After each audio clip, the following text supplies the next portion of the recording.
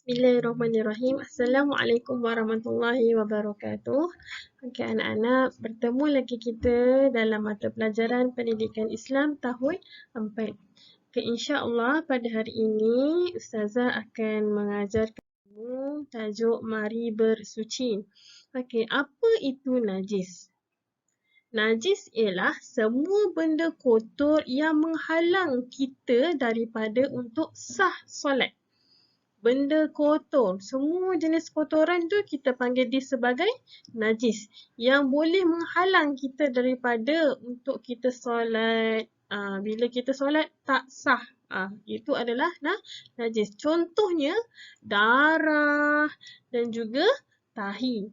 Okey, darah. Darah apa? Contohnya kita terluka ataupun terkena uh, apa aksiden ke, yang darah yang melekat pada pakaian kita ataupun anggota tubuh badan kita, kita kena bersihkan dah dulu. Kalau tak, kita dikira sebagai najis.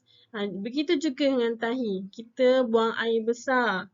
Najis tu melekat pada seluar kita ataupun air kencing. Kita buang air kencing, tak buka betul-betul seluar, jadi terkena pada pakaian kita, dah jadi najis. Okey, seterusnya, jenis-jenis najis ada 3. Yang pertama, najis muhaffafah. Yang kedua, najis mutawassitah.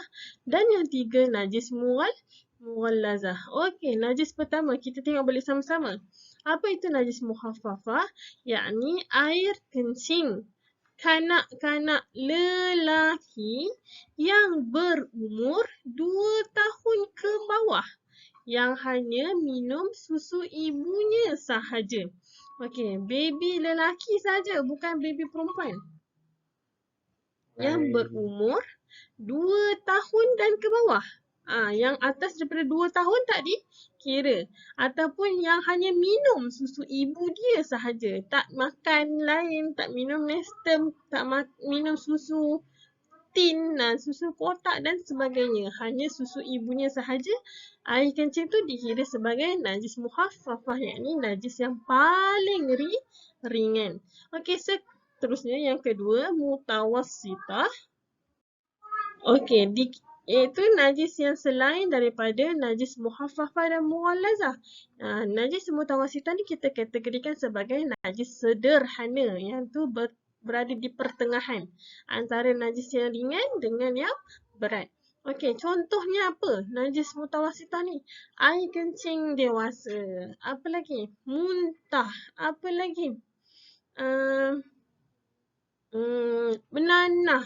Jenis kotoran selain daripada najis muhaffafah dan juga mughallazah. Yang kotoran-kotoran yang lain kita kategorikannya sebagai najis sederhana, iaitu najis mutawassitah. Dan yang ketiga, najis mughallazah, iaitu najis yang paling berat, yakni anjing, babi dan keturunannya serta berkaitan dengan kedua-duanya.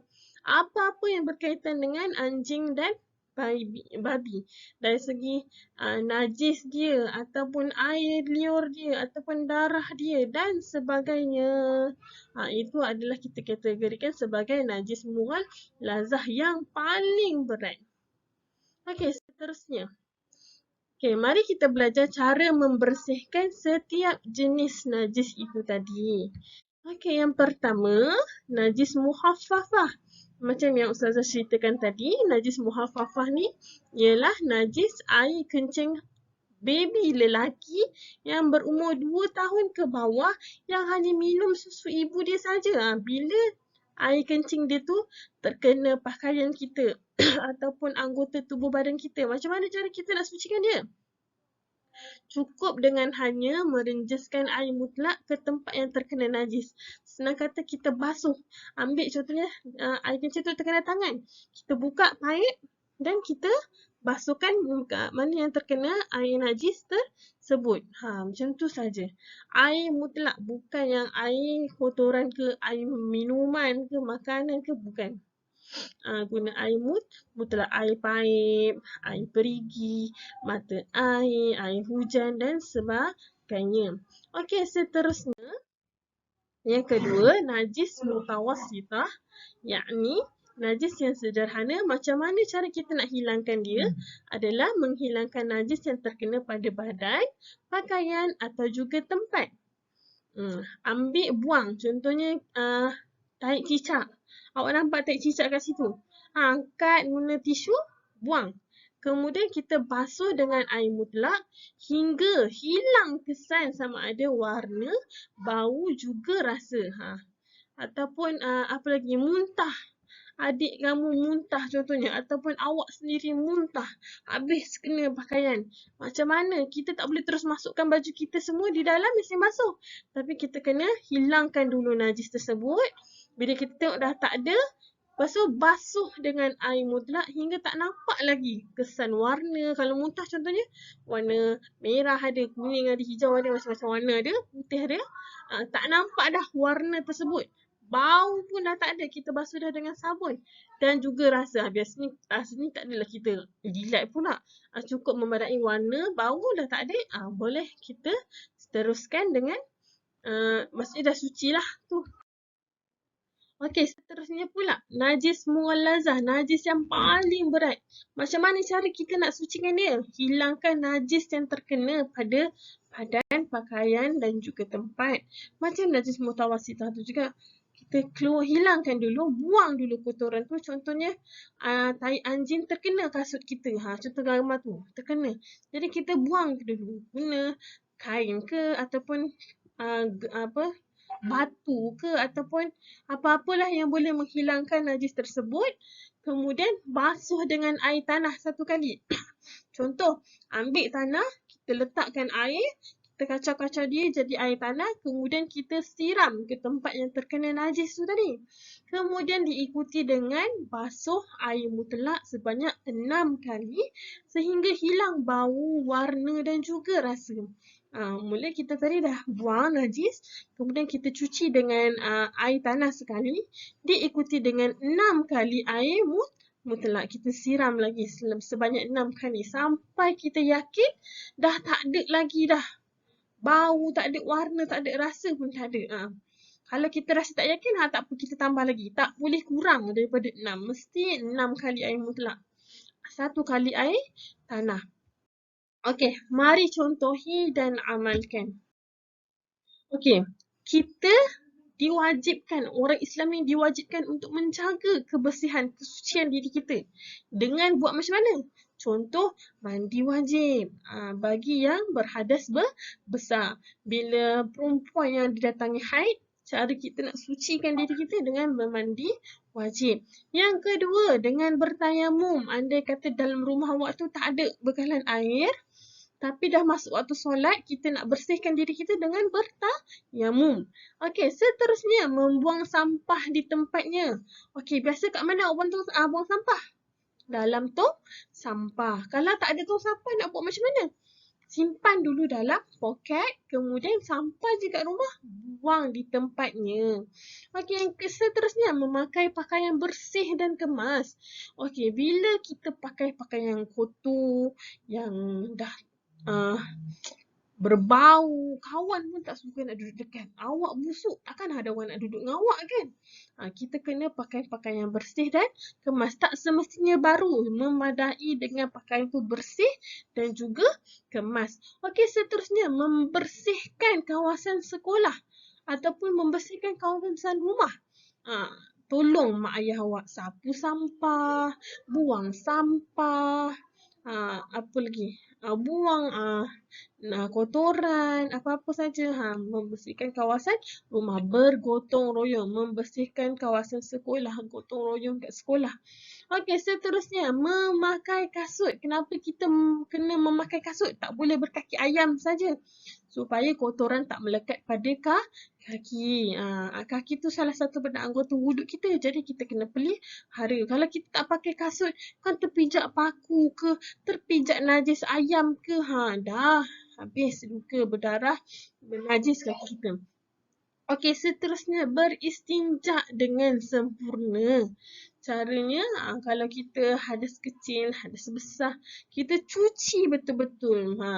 Supaya tak ada kotoran yang melekat pada anggota badan kita, baju kita, tempat sekeliling kita. Dan juga diakhiri kalau kita ada hadas kecil, macam mana kita nak solat, kita nak bersihkan diri kita dengan berwuduk. Itu adalah cara kita untuk bersuci. Okey, seterusnya. Jom bincangkan situasi berikut. Apa situasi dia? Kita tengok sama-sama. Berdasarkan situasi berikut, nyatakan benar atau salah. Kemudian berikan alasan. Tengok situasi, tengok benar ke salah. Okey, yang pertama, Harun membasuh seluarnya yang dijilat anjing dengan sabun dan membilasnya sebanyak 7 kali dengan air mutlak. Benar ke salah? Okey, jawapannya salah. Kerana bila dijilat dengan dijilat anjing, maksudnya terkena air liur anjing. Bila air liur anjing, kita kategorikan sebagai najis yang paling berat, iaitu mughalazah. Cara kita nak sucikannya ialah dengan membersihkan kotoran pada pakaian tu dulu. Sama ada kita basuh ke, kita buang air liur tu dulu pada pakaian dia. Kemudian basuh dengan 1 kali air tanah, air basuhan tanah, dan diikuti dengan 6 kali basuhan air mutlak. Dia tak boleh 7 kali air mutlak saja tanpa air tanah. Salah.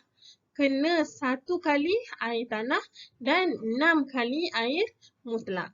Barulah suci. Itu dinamakan kaedah sertu. Cara membersihkan najis mughalazah, najis yang paling berat. Okey, yang kedua. Humairah merenjiskan telekungnya yang terkena darah dengan air mutlak lalu mengeringkannya.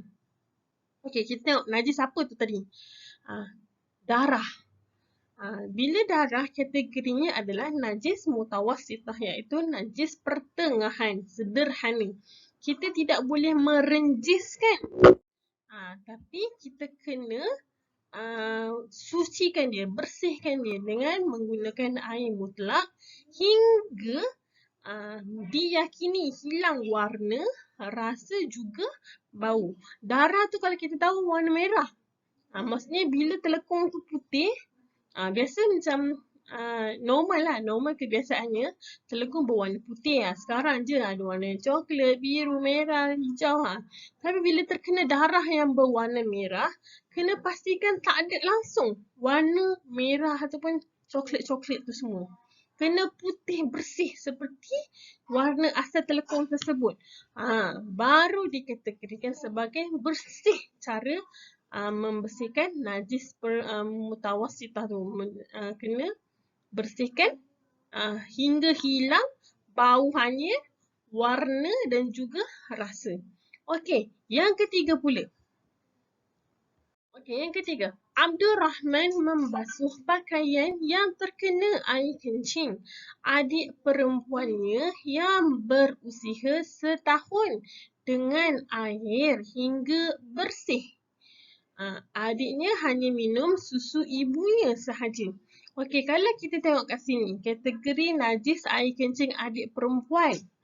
Walaupun dia berusia setahun dan dia hanya minum susu ibunya, dia kita kategorikan sebagai najis mutawassitah, najis yang sederhana.